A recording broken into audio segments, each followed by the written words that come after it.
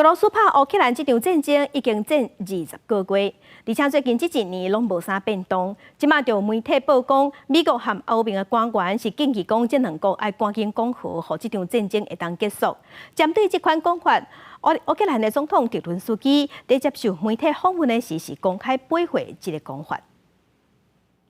自从俄罗斯7月退出乌海国务协议了后，俄乌双方伫乌海甲西科维地区的攻击行动就一直增加。不过，交战双方真看的战线已经有1年，会当讲无变动。初五，俄军证实乌克兰的飞弹击到克里米亚半岛东部克什的造军厂甲港口基础设施，佫造成1架军舰受损。另外一方面，青山乌克兰火箭兵甲炮兵这一天。 乌克兰陆军第128山地突击旅伫扎波罗热州举行的士兵颁奖仪式，互俄军一粒弹道飞弹击到，当场造成20多名士兵死亡。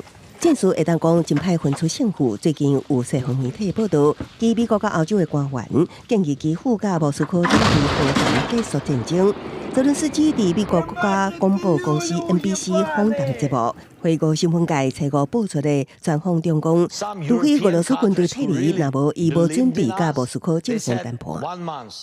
I hear you rejecting the characterization by your top general that this is a stalemate. Are you changing strategies, as has been reported? I don't think that this is a stalemate. It's a check on the part of the Russian army. But before that, we did a lot. We had done a lot. We were in a difficult situation. 泽伦斯基讲，这场战争进入艰难的局势，伊需要更较侪防空系统方面的援助，来结束俄国在空战上的优势。 另外一方面，南韩军方顶日的消息指出，北韩向俄罗斯运送100多万粒炮弹，甲数量不明的底停弹道飞弹、反战车飞弹，甲会当炸的防空飞弹。路透社伫顿内茨克前线采访到的乌克兰炮兵表示，过去1个月以来，俄军的火炮数量确实有增加的趋势。То, что там я слышал, передали снарядов им немало.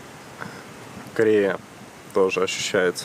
欧盟会伫后个月高峰会决定监视运作乌克兰登记立名谈判。关键的乌克兰立名进度的报告有计伫7月公布。欧盟执委会主席冯德莱恩初时6摆去基辅访问，宣布欧盟建议到2027年为止，另外提供500亿欧元援助予乌克兰。佮俄罗基辅伫司法系统改革、组织、单独独占甲打击洗钱等项目有真侪进展。公司新闻网回本编译。